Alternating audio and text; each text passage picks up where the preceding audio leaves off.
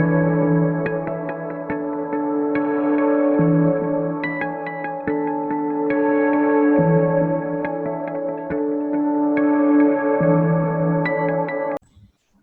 and welcome to this lecture.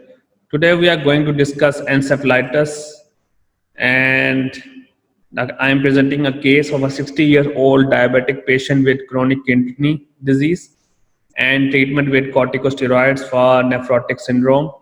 Came into the emergency room. He presented with fever, dyspnea, and disorientation. Dyspnea is known as shortness of breath and was fused state with naming difficulties and aphasia, again, the language problem.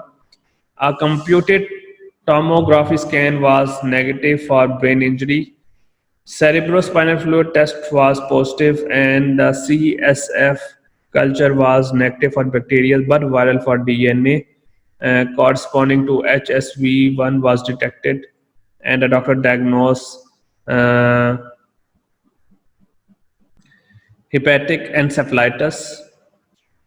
So, what is encephalitis? It is the nervous system affecting, especially the nervous system, particularly because of the rabies virus or polio virus, and hepatic and viral encephalitis is a parenchymal infection of the brain. What is meant by parenchymal infection? What is meant by parenchymal infection? It can be explained, especially when we discuss about the brain parenchyma and parenchymal infection of the brain is the functional loss of the brain. And why? Because we know that brain is made up of neuron and glial cells. So the damage or trauma to the brain parenchyma is can be explained in terms of the loss of the parenchymal cells that is responsible for the loss of cognitive ability or sometimes even death. And I mentioned the slides like parenchymal mononuclear cell infiltrates, microglial nodules, and neuronal phagia occur. So arbovirus, what is arbovirus? They are actually arthropod-borne virus. Patient develop neurological symptoms such as seizures, confusion, delirium, stupor, coma, as well as focal signs such as reflex asymmetry and ocular paralysis. Uh, let's discuss some of the meaning of these terminologies. We know that seizures and confusion, but what is meant by delirium? You can see that it can also be explained as serious disturbance in the mental abilities because of confused thinking and reduced awareness of the environment.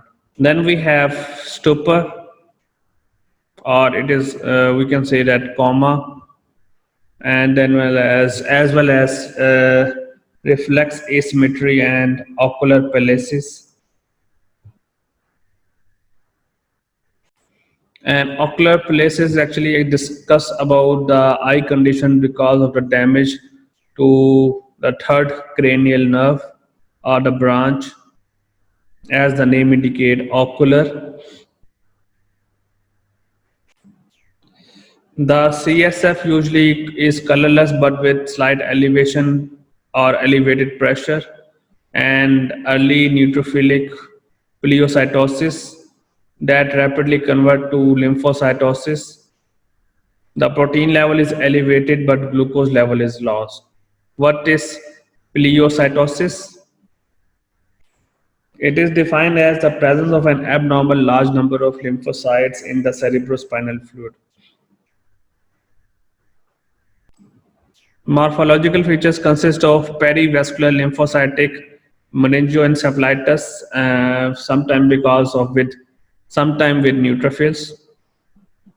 So it could be occur because of the enteropods. The other viruses could be the herpes virus, cytomegalovirus, poliovirus, rabivirus, or human immunodeficiency viruses. So this is actually the topic we discuss about how to differentiate the cerebrospinal meningitis and encephalitis. And the fact is actually the main difference is the causative organism that is affecting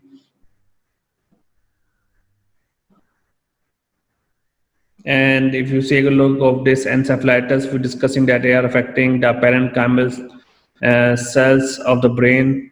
And this is the picture of the brain parenchyma. So actually, these brain parenchyma consist of microglial cells, and they are affecting the whole infrastructure. So thank you so much for today's lecture. Hope to see you again.